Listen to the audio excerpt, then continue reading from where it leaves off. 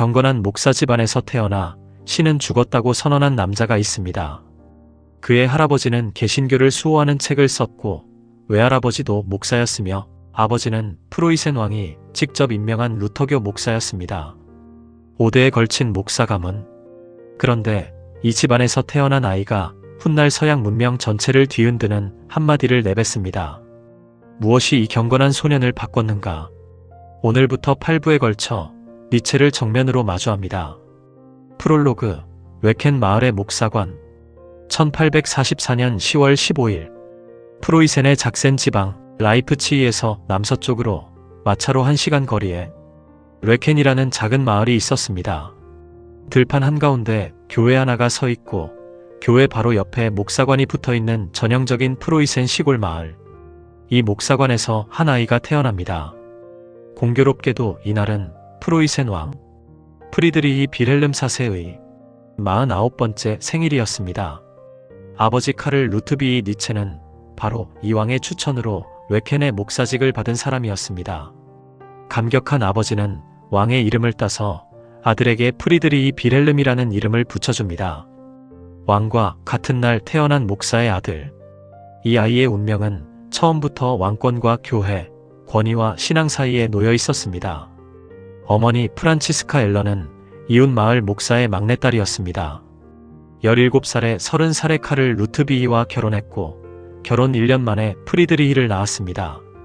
2년 뒤에는 여동생 엘리자베스가, 다시 2년 뒤에는 남동생 루트비히 요제프가 태어납니다. 목사관은 아이들의 웃음소리로 가득했습니다.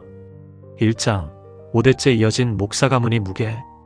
여기서 잠깐 니체 가문의 계보를 짚어야 합니다. 이것을 알아야 니체의 후기 사상이 왜 그토록 기독교에 대해 날카로웠는지를 이해할 수 있기 때문입니다. 니체의 증조부 고트헬프 엥겔베르트 니체는 교회 감독관이자 철학자였습니다. 조부 프리드리히 아우구스트 루트비히 니체는 신학자로 개신교를 수호하는 저술 활동을 했고 교구 감독관의 지위에까지 올랐습니다.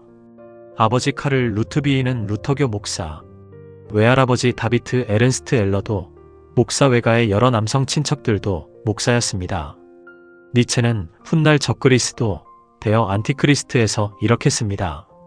개신교 목사는 독일 철학의 할아버지다. 이 한 문장은 니체 자신의 가계도에 대한 자전적 고백이기도 합니다. 종교의 언어로 세상을 해석하는 법을 배운 사람만이 그 언어의 한계를 가장 예리하게 찔러낼 수 있습니다. 니체가 기독교를 그토록 정밀하게 해부할 수 있었던 것은 그가 기독교의 바깥에 서 있었기 때문이 아닙니다. 가장 깊은 안쪽에서 태어났기 때문입니다. 아버지 카를 루트비히는 어떤 사람이었을까요? 14살의 니체가 쓴 자서전적 회고록에 따르면 아버지는 명랑하고 사람들에게 사랑받는 인물이었으며 시골 목사의 전형적인 모습이었습니다. 피아노 즉흥 연주에 재능이 있어서 이웃 마을 포블레스 교구의 목사 다비트 엘러의 집을 방문했을 때 피아노 연주로 막내딸 프란치스카의 마음을 사로잡았다고 합니다. 30번째 생일에 17살의 프란치스카와 결혼한 카를 루트비히는 1846년에 아들에 대해 이런 편지를 쓰기도 했습니다. 프리츠는 거친 소년이라 때로는 아빠만이 회초리로 다스릴 수 있다. 엄격하지만 다정한 아버지. 음악에 대한 사랑. 이 두 가지는 아버지에게서 아들에게로 흘러간 유산이었습니다. 니체는 10대 시절부터 피아노곡, 합창곡, 관현악곡을 직접 작곡했고 한때는 음악가가 되고 싶다는 꿈을 품기도 했습니다. 2장, 아버지의 죽음, 4살 소년의 세계가 무너지다. 1848년 카를 루트비히는 계단에서 넘어져 머리를 다칩니다. 처음에는 대수롭지 않아 보였지만 이후 1년 동안 그는 서서히 무너져 내렸습니다. 극심한 고통 속에서 뇌가 연화되어 갔고 1849년 7월 30일 카를 루트비히 니체는 35세의 나이로 세상을 떠납니다. 프리드리히는 아직 5살이 되지 않았습니다. 그리고 6개월 뒤인 1850년 1월 2살배기 남동생 루트비히 요제프마저 죽습니다. 한 집안에서 반년 사이에 아버지와 아들이 연달아 사라진 것입니다. 이 사건이 니체에게 미친 영향은 아무리 강조해도 지나치지 않습니다. 목사관을 떠나야 했습니다. 교회 바로 옆에 있던 집. 아버지의 설교 소리가 들리던 그 집을 떠나 가족은 나움부르크로 이사합니다. 그곳에서 니체는 어머니, 여동생 엘리자베스, 외할머니 에르트무테, 그리고 아버지의 미혼 누이 2명과 함께 살게 됩니다. 남성이 한 명도 없는 집.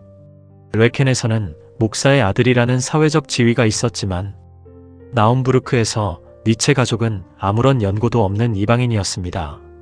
작은 마을에서 존경받던 목사 가족이 하루아침에 도시의 무명인이 된 것입니다. 어린 프리드리히에게 이 변화는 이중의 상실이었습니다. 아버지를 잃은 것뿐 아니라 아버지와 연결된 세계 전체를 잃은 것입니다.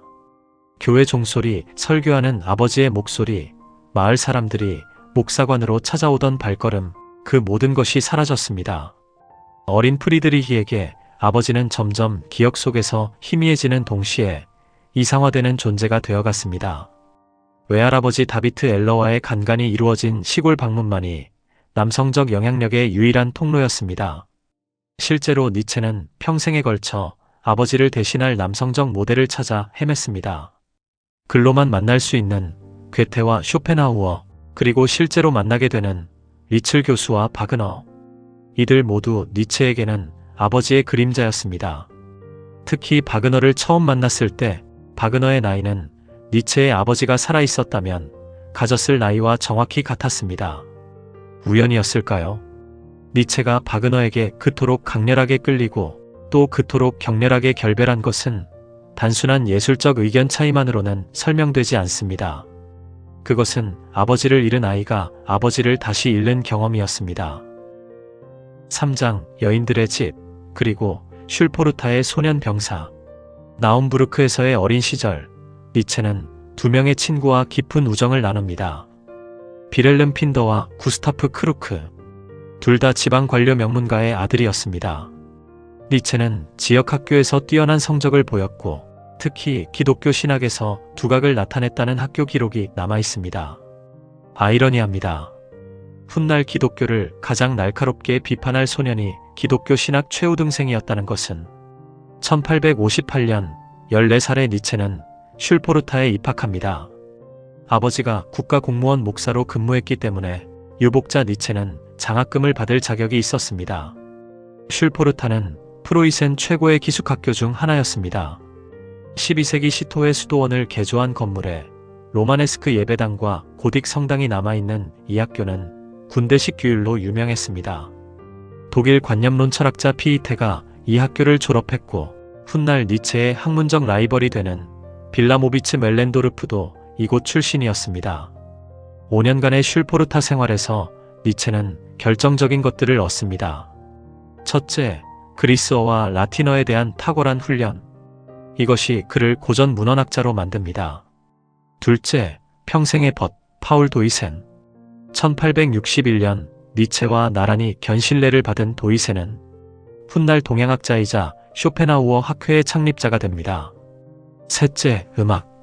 방학마다 나움부르크로 돌아온 니체는 게르마니아라는 음악문학 동아리를 이끌었고 이 동아리의 음악 잡지 구독을 통해 리하르트 바그너의 음악을 처음 접합니다. 그리고 결정적인 넷째, 신앙의 균열입니다. 슐포르타 시절 니체는 다비트 슈트라우스의 예수의 생애 비판적 검토를 읽습니다. 복음서의 기적 이야기를 신화로 해석한 이 책은 당시 독일 신학계에 폭풍을 일으킨 문제작이었습니다.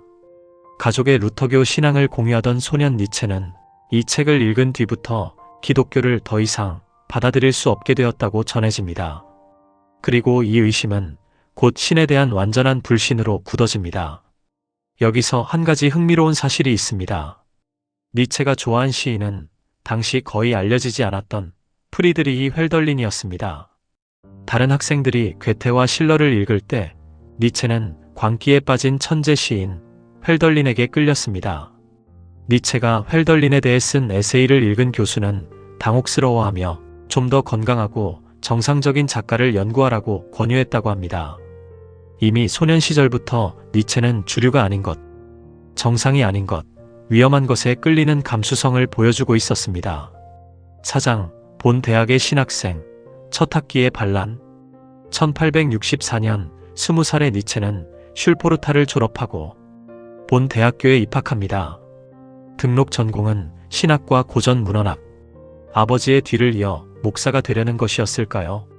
아니면 이미 흔들리는 신앙을 최후로 시험해보려 한 것이었을까요? 어쨌든 첫 학기가 채 끝나기도 전에 니체는 신학을 포기합니다. 이 결정의 의미를 생각해 보십시오. 5대째 이어진 목사 가문, 아버지를 어린 나이에 잃은 아들, 아버지의 직업을 이어받는 것은 단순한 진로 선택이 아니라 죽은 아버지에 대한 충성이자 가문에 대한 의무였습니다. 그런데 첫 학기 만에 그것을 내려놓았습니다. 이것은 신앙의 상실이 아닙니다. 자기 정체성의 근본을 스스로 해체하는 행위였습니다. 니체는 고전 문헌학에만 집중하기로 합니다.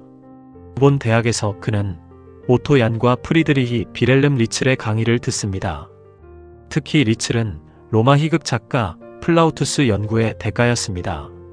니체는 리츠에게 깊이 매료되었고 1865년 리츠이 라이프치히 대학으로 자리를 옮기자 노체도 따라갑니다. 스승을 따라 대학을 옮긴 것입니다. 아버지를 잃은 소년이 스승에게서 아버지를 찾은 것이었을까요? 5장 라이프치히 서점의 운명적 한 권. 1865년 라이프치히. 21살의 니체에게 인생을 바꾸는 사건이 일어납니다. 어느 날 헌책방을 들렀다가 우연히 한 권의 책을 집어듭니다. 아르투어 쇼펜하우어의 의지와 표상으로서의 세계. 1818년에 출간된 이 책은 세상의 본질이 맹목적 의지이며 삶은 본질적으로 고통이라고 주장합니다.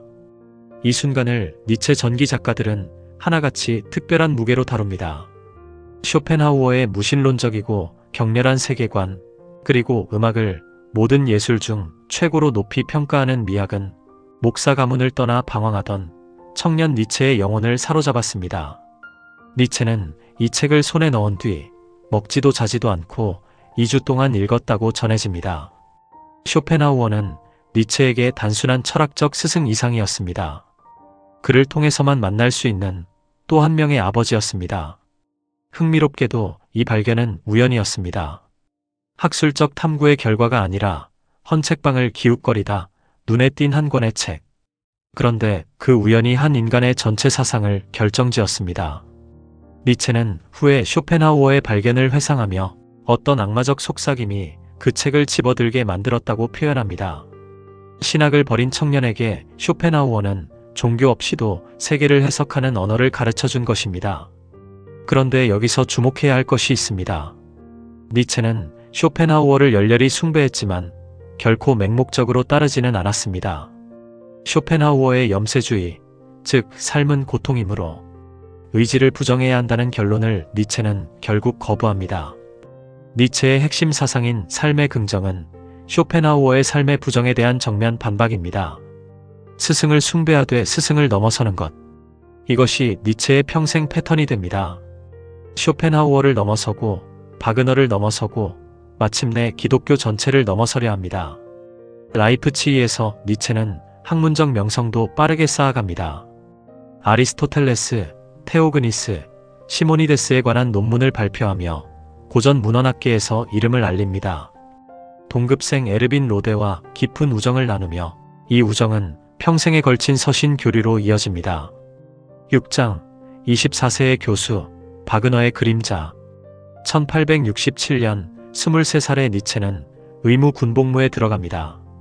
나움부르크 근처에 기마야전 포병연대에 배속되었는데 말에 뛰어오르다가 가슴에 심한 부상을 입습니다. 상처가 낫지 않아 병가를 받고 라이프치히로 돌아옵니다. 군대에서도 니체의 몸은 그를 배신했습니다. 어린 시절부터 시작된 극심한 두통과 시력장애, 소화장애. 이 만성적 질병은 그의 삶과 사상 모두를 조건지었습니다. 니체의 철학이 고통의 극복을 끊임없이 이야기하는 것은 추상적 사유가 아니라 매일의 육체적 경험에서 나온 것입니다. 1868년 11월 라이프치히로 돌아온 니체에게 운명적 만남이 찾아옵니다. 동양학자 헤르만 브로크하우스의 집에서 리하르트 바그너를 처음 만난 것입니다. 브로크하우스는 바그너의 누이와 결혼한 사람이었습니다. 바그너는 당시 유럽 문화계의 거인이었습니다. 그리고 앞서 말했듯 바그너의 나이는 니체의 아버지가 살아있었다면 가졌을 나이와 같았습니다. 두 사람은 쇼펜하우어에 대한 공통된 열정을 나눴고, 니체는 10대 시절부터 피아노와 합창, 관현악곡을 작곡해온 음악적 청년이었으므로 바그너의 음악적 천재성에 깊이 매료됩니다. 바그너 역시 니체를 각별히 여겼습니다. 이 관계는 거의 가족적인 것이었고 때로는 폭풍 같았으며 니체의 내면에 깊은 흔적을 남겼습니다. 20년이 지난 뒤에도 니체는 여전히 바그너의 문화적 의미를 평가하고 있었습니다. 바로 이 시기 리츠 교수가 스위스 바젤 대학교의 고전 문헌학 교수직에 니체를 강력히 추천합니다. 바젤 대학은 니체에게 교수직을 제안하고 1869년 5월 니체는 24살의 나이로 바젤 대학 교수로 부임합니다. 박사학위 논문 심사도 면제받았습니다. 라이프치히 대학이 니체의 출판물만으로 박사학위를 수여한 것입니다. 시험 없이 받은 박사학위, 그리고 역대 최연소 수준의 교수 임용? 학문적으로 보면 이것은 기적에 가까운 출세였습니다. 에필로그, 폭풍전야, 바젤의 젊은 교수. 1869년 바젤. 24살의 니체는 교수 가운을 입고 강단에 섭니다. 목사 가문의 아들이 목사가 아니라 교수가 된 것입니다. 설교단 대신 강단을, 성서 대신 그리스 비극을 선택한 것입니다. 그러나 이 시점에 니체는 아직 신은 죽었다를 말하지 않았습니다. 그것은 13년 뒤인 1882년의 일입니다. 지금의 니체는 쇼펜하우어를 숭배하고 바그너에게 매료되어 있으며 고전 문헌학에 열정을 쏟고 있는 젊은 교수일 뿐입니다. 아직은 폭풍전야. 그런데 이미 폭풍의 모든 재료는 갖추어져 있었습니다. 아버지의 부재가 만든 평생의 갈증, 목사 가문에서 태어났기에 가능했던 기독교에 대한 내부자의 이해, 쇼펜하우어가 열어준 무신론적 세계관, 바그너가 보여준 예술의 힘, 그리고 슐포르타에서 갈고 닦은 그리스 로마 고전에 대한 치밀한 학식. 이 모든 것이 1872년 니체의 첫 번째 저서 비극의 탄생, 디 게브루트 데어 트레게디에서 폭발합니다. 한 가지만 기억하십시오. 니체를 이해하려면 그의 사상에 먼저 주목하는 것이 아니라 그의 상처에 먼저 주목해야 합니다. 4살에 이른 아버지, 여인들만 있는 집, 목사가 되지 못한 목사의 아들, 평생을 괴롭힌 병약한 몸. 니체 철학의 모든 격렬함, 모든 도발, 모든 과잉은 이 상처에서 흘러나온 것입니다. 그래서 니체를 읽을 때 우리가 느껴야 하는 첫 번째 감정은 분노도 경계도 아닙니다. 그것은 연민입니다. 다음 편에서는 바로 이 책, 비극의 탄생을 다룹니다. 디오니소스와 아폴론의 대결. 그리스인들은 삶이 비극임을 알면서도 왜 춤을 추었는가? 니체가 발견한 비극적 긍정의 비밀 속으로 들어갑니다. 시청해주셔서 감사합니다. 영상이 도움이 되셨다면 구독과 좋아요 부탁드립니다.